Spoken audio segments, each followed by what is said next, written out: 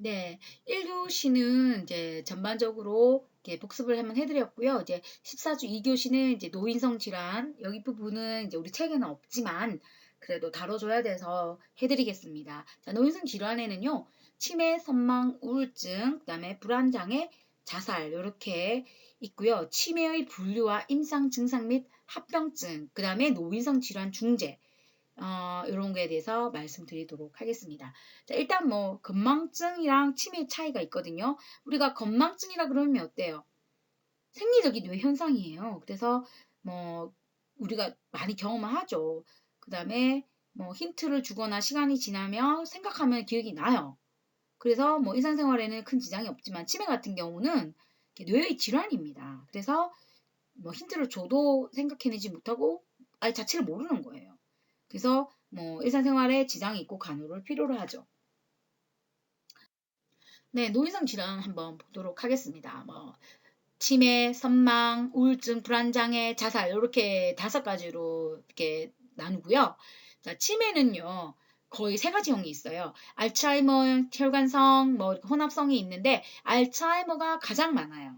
그래서 이거는 원발성 퇴행성 치매라고 하고요. 그다음에 뭐 특징적으로는 진행 속도가 굉장히 느리면서 여자가 많아요. 반면에 혈관성인 경우는 어, 급격히 진행을 하면서 남자가 더 많아요.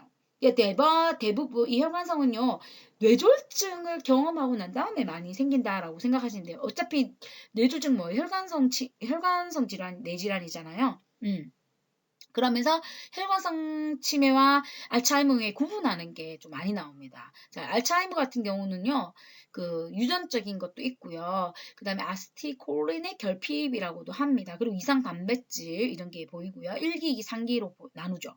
그래서 1기 알츠하이머형 치매는요, 신변에 이제 자기가 이제 자립은 어느 정도 가능해요. 2기가 되면 절반 이상 보조, 그리고 상기는 완전 보조나 아니면 아예 누워 계시는 경우죠. 혈관성은요. 아까 얘기했듯이 남자가 더 많고 갑자기 악화됐다, 조금 유지되다가 또 악화되면서 이런 식으로 이제 계단식으로 점점 나빠지는 거죠. 그러면서 초기부터 신경학적인 증상을 동반을 합니다. 네, 그리고 이게 섞인 것도 있는 호남형도 있어요.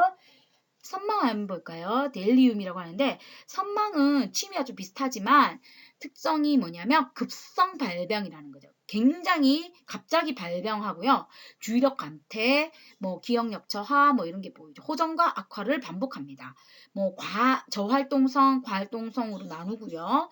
그리고 원인으로는 뭐 소인적 요인으로 뭐 고령, 치매 뭐 이런 거, 촉진으로는 약물이라든가 유치 동요관, 몸에 삽입하는 동요관을 말하는 거죠.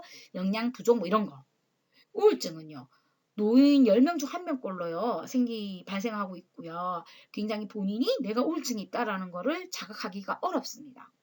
그리고 사회적인 어떤 자기 존재감 이런 것들이 변했다거나 아니면 신체적으로 내가 너무 늙어버렸네 뭐 이런 그런 걸로 인해서 많이 생기고요. 이 우울증에는요.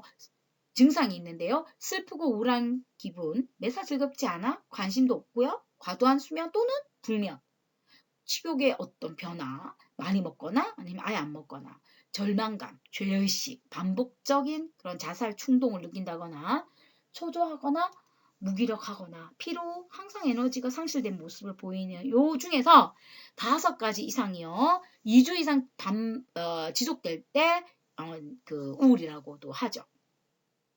자, 그래서 이 우울의 종류에는요, 주요 우울과 기분 부전 장애, 정신병적 우울 이렇게 3가지가 양극성 장애, 적응 장애, 복합적인 슬픔이 해당합니다. 자, 일단 우리가 하기 전에 치매를 얘기하다가 갑자기 여기 치매 선별 검사가 이게 MMS라 나오는데요. 이게 이제 치매 쪽으로 들어가야 되는데 잘못 들어갔어요. 자, 치매 선별 검사는 뭐다? MMS입니다. Mini Mental State Examin입니다. 만약에 19점 이하면 확정적인 치매입니다. 네. 그 다음에 anxiety, 불안장애입니다. 뚜렷한 이유 없이 불쾌하고 모호한 두려움, 그 다음에 자율신경계에 어떤 문제가 보입니다. 대표적인 게 공황장애, 광장공포증, 범불안장애, 사회공포증, 그 그다음에 특정 공포증, 외상후 스트레스가 있죠. 뭐 공황장애라는 것은 뭐 심한 불안이나 공포인데 뭐 반복적인 사파를 경험하게 되죠. 광장은 공황 발작 장소에 대한 어떤 조건화가 이제 기전인데 뭐 이제 똑같은 그런 공황이 일어났던 그런 그 장소가 제공된다 그러면 그냥 일어나지도 않았는데 바로 발병하는 거죠. 그리고 뭐 사회공포증이라 해서 수치스러운 것을 굉장히 무서워하는 거죠. 자, 자살은요. 질병은 아니에요. 네, 남자가 실행률이 높고 시도나 실행률은 남자가 더 많다라는 겁니다. 여러 가지 이유가 있죠. 뭐 생물학적인 요인으로는 세로토닌이 부족해서 또 세로토닌이 뭐예요, 여러분? 행복 호르몬이다라고 얘기를 하죠. 그리고 심리적으로 뭐 소외감, 적대감 뭐 이런 것 또는 성격이 굉장히 완고한 사람, 고집 센 사람 같은 경우에는 좀 자살할 가능성이 크고요. 그리고 사회환경적인 요인으로 알코올에 너무 의존한다거나 너무 분노가 많다라던가 아니면 실직 뭐 이런 거가 있습니다. 자, 치매 다시 한번 보여드리면 알츠하이머가 가장 많고요. 그 다음에 혈관성, 그 다음에 루이소트 치매 또는 파킨슨병 치매라고 합니다. 자, 특히 제가 말씀드렸다시피 알츠하이머와 혈관성 치매를 비교하는 시험이 많이 나옵니다. 알츠하이머는 비혈관성 치매로서요. 느리게 진행하고 여자한테 많고 그 다음에 자각 증상이 없고 전반적인 인지 장애를 보이고요.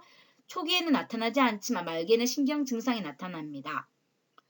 혈관성 치매는요. 그러니까 뇌졸중 때문에 생기는 거는 갑자기 오고요. 남성한테 많고 그리고 계단식으로 한다 했죠. 좋아졌다, 유지됐다, 나빠졌다 이런 식으로 초기부터 그 보행장애 이런 것도 나타나고요. 자, 그 다음에 치매 발생 위치에 따라서는요, 그 겉질성 치매와 겉질 아래 치매로 나눠요. 그래서 우리 되뇌 겉질에 치매 있는 거, 이게 대표적인 게 이제 알츠하이머죠. 이게 있으면 초기부터 기억 장애를 보입니다. 그래서 지적 저하가 느리게 진행하고요. 언어 상실증을 수반하죠. 행위 상실증, 뭐 인식 불능증, 뭐 그다음에 자세 이상 이렇게 보입니다. 반면 겉질 아래, 즉 뭐 파킨슨병이라든가 이렇게 뭐 양측 시상 그다음에 바닥행에 문제 생기는 거죠. 뭐 뇌경색 때문에요. 그래서 지적 능력이 굉장히 떨어지고요. 운동 장애와 떨림, 근경직을 보이죠. 자, 요거 이제 구분하는 게 좀 나올 수도 있고요. 그다음 치매 임상 증상으로는요. 인지 기능 장애, 정신활동, 정신행동 증상이 있습니다. 자, 인지에는요. 첫 번째 기억 장애예요. 그래서 새로운 대표적인 증상으로서 이제 최근 기억을 하지 못해요. 옛날 기억은 있죠, 그죠? 그리고 만약에 대뇌 겉질 치매가 있게 되면 초기부터 출현을 하죠. 기억 장애를 보이죠. 그리고 진압력 장애, 외출 시에 길을 잃어버리는 경우죠. 내가 어딘지 모르는, 어딘지를 모르는 게 늘 익숙한 장소를. 그리고 주의력 장애가 보이고요. 산만하고 대화가 안 되고요. 언어 장애를 보입니다. 뭐 예를 들면 뭐 이름 못되기증, 뭐 뜻이 비슷한 단어나 발음 유사한 단어를 대던가 이런 식으로 하죠. 그 다음에 행위상실증, 그 다음에 인식불능증이 있는데요. 뭐 근육 약화 실조가 없음에도 목적 있는 활동을 못하는 것이 바로 뭐랬어요? 아프락시아라고 했죠. 아프락시아에는 관념행위상실증, 운동불능 행위상실증, 차의상실증, 구성행위상실증이 있어요. 그래서 관념행위상실증은 일상생활 도구를 사용을 못하는 거예요. 그리고 관념, 운동, 행위 상실증은요. 어느 지시, 그러니까 해보세요라고 했으면 못하는 거예요. 그러니까 늘 익숙한 건데 행위하지를 못하는 거예요. 그리고 뭐 구성행위는 구성을 못한다는 건데요. 예를 들면 뭐 옷을 입으라 했을 때 발이 어디 들어 허리가 어디 들어 이런 걸 모른다는 구성을 못한다는 거예요. 자, 그리고 인식불능증은요. 알츠하이머형에서 이제 물건을 잘 인지를 못하는 걸로 말합니다. 그다음 시공간 기능 장애가 있죠. 특히 운해 마루옆에서 손상을 당하게 되면요.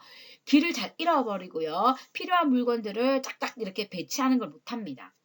그 다음에 정신적인 치매에 있을 때 정신행동 어떻게 변해요? 망상을 보인다든가 환각을 보인다든가 행동 이상을 보인다든가 아니면 정동장애, 즉 불안, 조증, 우울증이 심한 감정 굴곡, 불안정하면서 조용하고 무감동, 우울이 동반하는 걸 정동장애라고 합니다. 그 다음에 일상기능장애가 있습니다.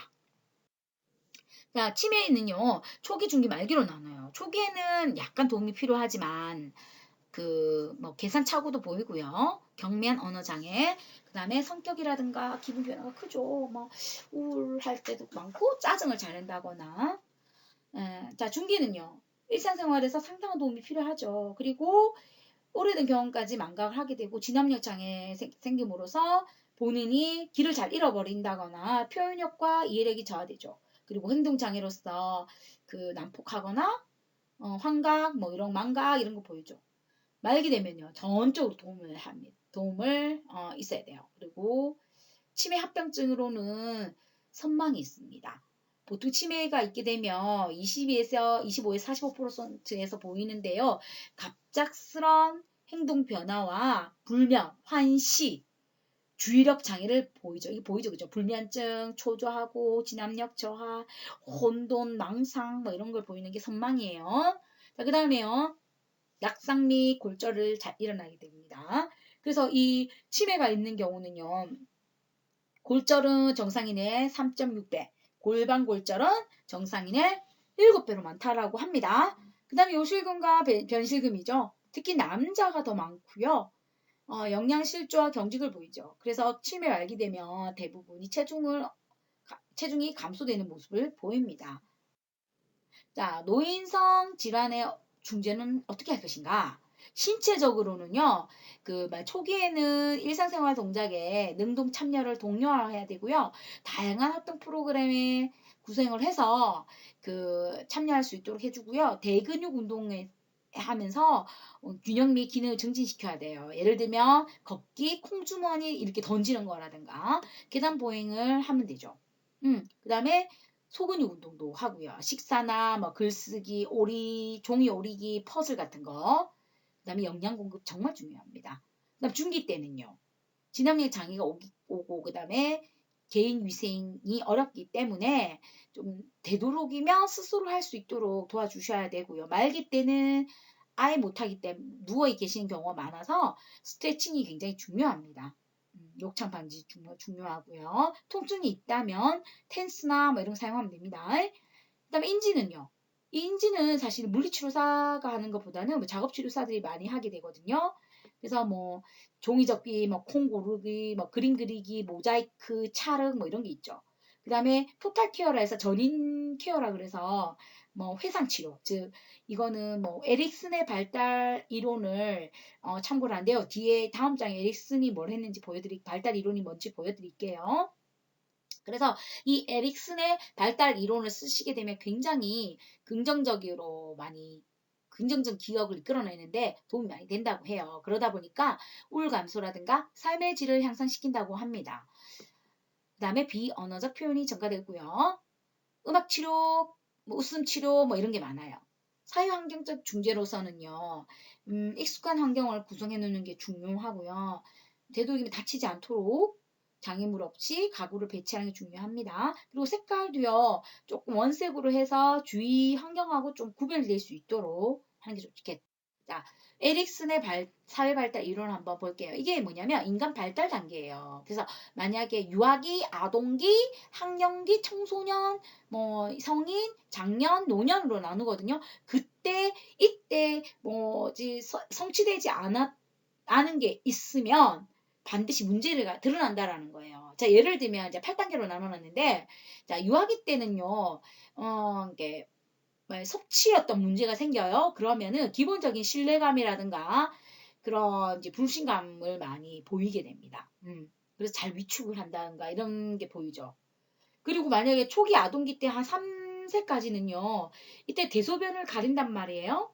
그때 이게 대소변 관리를 잘 못해주게 되면 어떤 수치심이나 자율성에 대한 어떤 문제점이 생겨요. 그러다 보니까 강박 행동을 보일 수가 있습니다. 이때 문제가 있게 되면요. 그리고 학령증기, 즉 6세 이전에는요, 그런 활동 증가나 활동을 많이 하게 되면서 목적 있는 그런 활동을 하게 되거든요. 그러다 보니까 뭐 이게 잘 발달되면 굉장히 주도적이게 되지만 만약에 못 발달하게 되면 죄의식으로 이제 발달하게 되는 거죠.